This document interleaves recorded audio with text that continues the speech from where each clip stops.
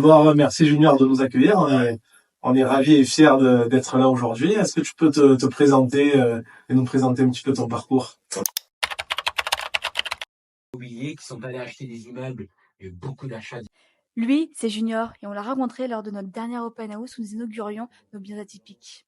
On a tout de suite accroché avec sa personnalité et on s'est rendu compte qu'on avait des projets similaires. Alors aujourd'hui, on part à sa rencontre pour en savoir plus sur sa love room. On est curieux de connaître ses chiffres. Moi, je m'appelle Junior, j'ai 36 ans, je suis dans le marketing digital et je suis arrivé dans l'immobilier en 2015 parce qu'en fait, j'avais mes premiers CDI et je me suis dit faudrait quand même commencer à penser à l'avenir, commencer à faire fructifier ce que j'ai. Et j'ai commencé à éplucher un peu les annonces en immobilier et je me suis dit il y a peut-être quelque chose à faire. Donc c'est là que j'ai commencé à mettre un pied dans l'immobilier, quoi. Quand on a visité ce bien, déjà j'étais vraiment content de l'espace qu'il y avait. Et en fait, on nous a montré le garage. Ça a été genre une évidence. Il dit, mais alors là, il y a tout pour en faire quelque chose. Tu avais dans ta recherche, tu avais ce critère-là d'avoir une dépendance pour faire du locatif. Pourquoi pas, ouais. En fait, si je pouvais combiner les deux. Et au tout début, je me suis dit qu'on pourrait faire un logement, qu'on pourrait aller sur les étudiants, parce qu'on est à côté de l'hôpital Nord. Ça nous ferait 500 € par mois. Ça nous enlève de 500 € notre loyer. J'ai commencé à regarder des vidéos sur YouTube et les gens ils rebondissaient sur le fait d'avoir des logements atypiques et le fait qu'il n'y avait pas besoin de beaucoup d'espace pour créer un logement atypique. Et en fait, après, du coup, j'ai fait le lien avec la place que j'avais par rapport au garage. Et je me suis dit, mais en fait, ça coche tous les critères, c'est en rez-de-chaussée, il n'y a pas beaucoup d'espace, donc du coup, c'est très bien. On est dans un endroit hyper calme, hyper ensoleillé. Genre, allez, pourquoi pas. On est très curieux parce qu'on s'est aperçu avec Mika, avec l'expérience qu'on a de la location courte durée, et on a comparé entre le bien placé dans les quartiers nord de Marseille, qui est censé être plus populaire et moins cher, il génère plus de rentabilité que le bien qui est placé front de mer, qu'on a payé peut-être 2 à 3 ou 4 fois plus cher, et qui est censé générer plus d'argent. Donc c'est pour ça qu'on est vraiment curieux de ce que tu fais. Donc là, tu es dans des quartiers populaires, quartiers nord, avec des prix qui sont plus bas et un logement atypique. Là, on a réussi à trouver une maison on a payé 375 000 en frais notaire. D'accord. Donc c'est notre lieu de vie. Pour 110 mètres carrés. Pour 110 mètres carrés. Plus le garage. Plus le garage. Et le jardin. Ah bah ça. Ouais, donc déjà, on est sur un prix du bien qui est très très bien pour une maison. Clé en main, elle était à la maison, tu n'as pas fait. Ouais, clé en main, elle est de 2019, donc du coup, voilà. Et on peut aussi stipuler dans un cadre magnifique. Voilà. Parce qu'on a beau être dans les quartiers nord, on a un cadre de vie qui est exceptionnel. On est dans les hauteurs. Voilà, sur les hauteurs, avec une très belle vue. Du mer, voilà. C'est ça. Au calme, et dans une zone vraiment très résidentielle. Après, sur la partie, donc juste, ce garage qu'on a transformé, on a mis 40 000 € de travaux. D'accord. En fait, moi, j'avais un repère par rapport à mon premier bien que j'ai acheté. J'ai acheté 72 000 € en centre-ville. D'accord. Et en gros, j'avais un loyer de 500 € dessus. D'accord. Enfin, un crédit de 500 €. Potentiellement, on peut même monter jusqu'à 50 000 € de travaux si on a quelque chose qui nous rapporte minimum entre 500 000 € par mois. C'est quand même très bien. Donc, je suis arrivé avec un cahier des charges avec la personne qui a fait les travaux. Voilà, on budget entre 30 40 000. Pas que la folie des grandeurs, mais je savais que je pouvais rallonger au cas où parce que ce projet il était déjà en tête. Après, il y a le sur-mesure. Donc là, quand tu peux voir, c'est le meuble. On a choisi des matériaux de qualité qui rendent vraiment très très bien. La baignoire jacuzzi. Il y a un choix à faire aussi dans une love room entre une baignoire balnéo ou un jacuzzi, on va dire, un peu plus classique. T'as choisi la balnéo, pourquoi si tu devais la comparer à un jacuzzi classique? Il y a 2 critères. L'hygiène. Oui. Parce que moi, je trouve hyper important et que vu qu'il y a une rotation au jour le jour, pour maintenir propre, une baignoire, c'est mieux. Voilà. Après, maintenant, aujourd'hui, on est dans des problématiques d'énergie.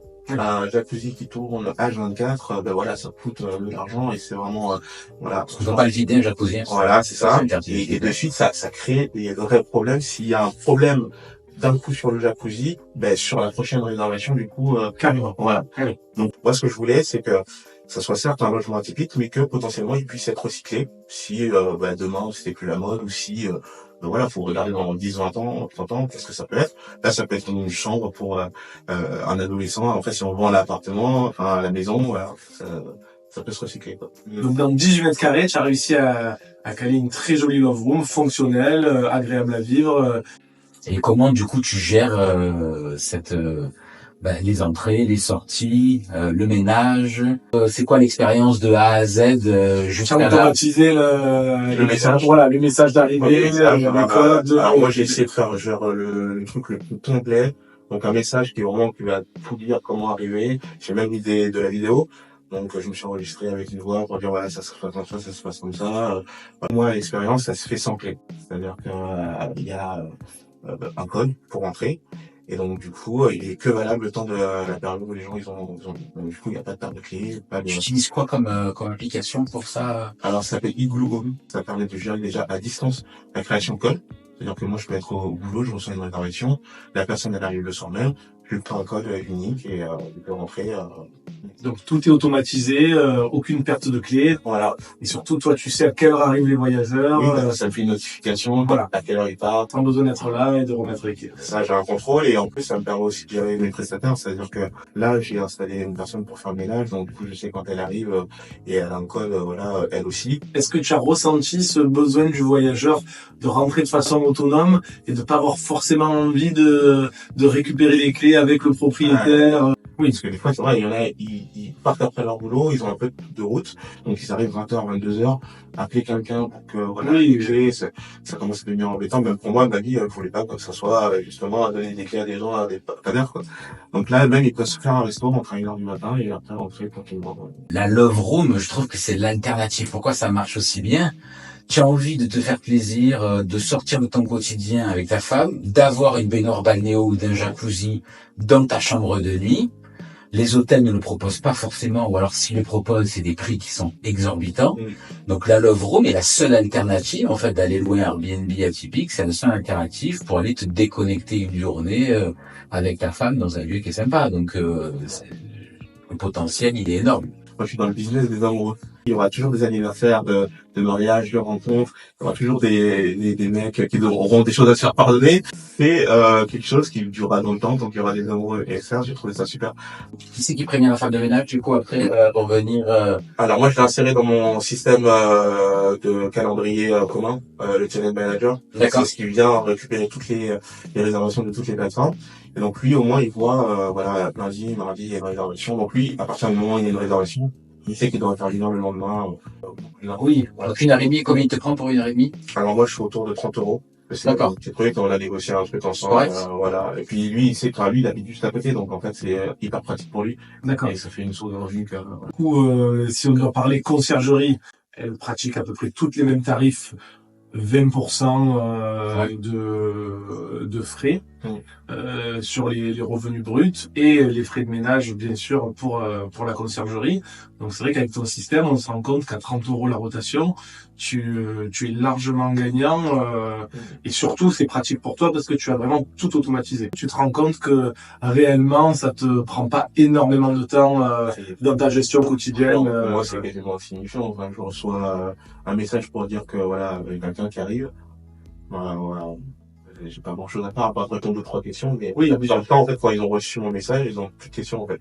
Donc 150 €, frais de ménage inclus, à partir du jeudi soir, on va dire jeudi, vendredi, samedi, 150 € par nuit. C'est ça, et après ça peut varier en fonction de la demande, ça aussi, j'essaie d'être vigilant sur c'est intéressant, ça, la saisonnalité à l'intérieur de la saisonnalité, enfin moi je l'ai pas sur les autres appartements, mais quand tu fais de l'atypique, les gens forcément, enfin c'est logique, hein, en fin de semaine c'est là qu'ils commencent à se faire plaisir, et début de semaine du coup tu as des taux de remplissage qui sont quasiment nuls, donc tu adaptes un peu si tu as envie de louer un peu, il faut jouer sur les tarifs. Donc deux types de tarifs, première partie de la semaine et deuxième partie de la semaine. Donc lundi, mardi, mercredi, souvent c'est vrai que j'ai plus de professionnels. Et enfin de semaine, ce qui est assez drôle, enfin moi c'est drôle, il faut avoir un mental. C'est-à-dire que moi il m'est arrivé d'arriver mercredi, pas de réservation pour le week-end. Jeudi, pas de réservation pour le week-end. Je commence à flipper un peu. Et en fait à 14h, vendredi qui se loue, 15h, 16h, hop, samedi, et ainsi de suite. Donc, en fait, en une après-midi, toute la fin de semaine bouquée. Ton calcul, au final, il est vite fait parce que tu te rends compte qu'en 4 nuits, tu as généré 600 €, tu enlèves tes 4 rotations de frais de ménage, il te reste 500 €. 500 € le loyer que tu aurais pu espérer louer ton appartement en location classique à un étudiant. Donc en soi, à partir de 4 nuits de réservation, tu es beaucoup plus rentable qu'un logement classique. Ouais. Et après, c'est que du bonus pour toi. On se rend vite compte que ton logement est très rentable. Et surtout, tu n'es qu'au début de ton expérience. Donc, tu vas forcément avoir de plus en plus d'avis positifs, et ce qui va te permettre d'augmenter ta nuitée. On va en parler un petit peu tout à l'heure. Et aussi les services annexes que tu vas proposer. Donc là, ta rentabilité actuelle, c'est la plus faible par rapport à ce que tu vas pouvoir faire sur les mois et les années à venir. Et d'ailleurs, pour les avis clients, tu as quoi? Alors, comme avis client, tu peux nous les détailler un peu, ce serait bien qu'on les montre. Ouais, bah alors, je pense qu'on va être pas loin du 5 étoiles. Après, la pire, c'est 4 étoiles. Alors, Donc, si tu peux avoir des reproches, c'est quoi actuellement? j'ai mis un minibar à disposition. D'accord. Les gens peuvent se servir, et j'ai dit, voilà, l'alcool, c'est tant, ainsi de suite. Et l'ami qui m'a dit, ouais, c'est quand même scandaleux, nous demande de payer, alors qu'on a déjà payé la nuit. En fait, Effectivement, c'est intéressant parce qu'à l'hôtel, il n'y a jamais personne qui va. Et au contraire, on est content dans un hôtel d'avoir un minibar. bah oui. Et dans un logement Airbnb, on n'est pas content d'avoir à disposition un minibar. Alors, il y en a qui sont choqués. Alors, je pense que c'est quand même à la marge, parce que pour moi, c'était pas du tout, moi, j'ai répondu, je suis assez étonné, parce que dans un hôtel, on a un minibar, c'est payé. Sûr. Personne qui est choqué sur ça. Donc, bon, les gens, ils aiment bien être all inclusive. Et ça, c'est un truc que j'ai essayé d'intégrer. Après, par exemple, là, tu vois, j'ai une petite boîte où je vais mettre des petites sucreries, ça va être des snacks, soit des chips, soit des madeleines. Et là, j'ai mis des softs, j'ai mis gratuits. Et en fait, les gens sont hyper contents d'avoir quelque chose de gratuit. Alors que je pouvais les proposer à 50 centimes, les gens, ils auraient testé de payer 50 centimes. Alors que je peux très bien augmenter ma nuit de 5 € et d'offrir tout ça. Eh ben, en fait, les gens sont plus contents de payer plus cher, mais d'avoir tout gratuit, que de payer 50 centimes le jour où ils arrivent. Donc, c'est top ce que tu dis. Déjà, ça montre ta réflexion sur l'expérience voyageur. Le fait de proposer du gratuit amène une surprise que le voyageur va apprécier, et forcément que tu as un joli logement. Le ménage est toujours très bien fait. À partir du moment où le voyageur rentre dans le logement, il est déjà content, et ton 5 étoiles, il est quasiment assuré sur le voyage. Donc, c'est très intéressant de proposer quelque chose de gratuit. Et en fait, le point commun, tu vois que dès que tu arrives, que tu t'impliques dans la personnalisation de l'expérience client, etc., c'est là que ça marche. Faut pas croire que l'activité immobilière, le Airbnb, même s'il y a de la technologie qui prend le relais sur pas mal de choses maintenant et qui aide, mais la base de la base, c'est on aime servir le client, on aime personnaliser son expérience, et on s'améliore au fur et à mesure qu'on le fait. Et c'est là le secret de la réussite, de la rentabilité et de la satisfaction client. Tu vois, c'est taux de remplissage, tu disais 50%. En fait, tu t'es rendu compte que au démarrage, tu avais un taux de remplissage un peu plus bas, et là, au fur et à mesure du temps, ton taux de remplissage augmente, sûrement aussi lié au fait que ton algorithme augmente avec tes bonnes notes sur ton logement, sur les plateformes. C'est ça. En fait, les 2-3 nuits de réservation, c'était vraiment au début, les 2 premiers mois. Et en fait, après, avec toute la partie décembre où il y a tendance à avoir des vacances, ça a beaucoup bougé. Et donc, du coup, c'est là qu'on a commencé à avoir vraiment une augmentation des réservations. Donc, ça fait 7 mois. Donc, tu vois, donc là, maintenant, tu n'as pas passé un été encore.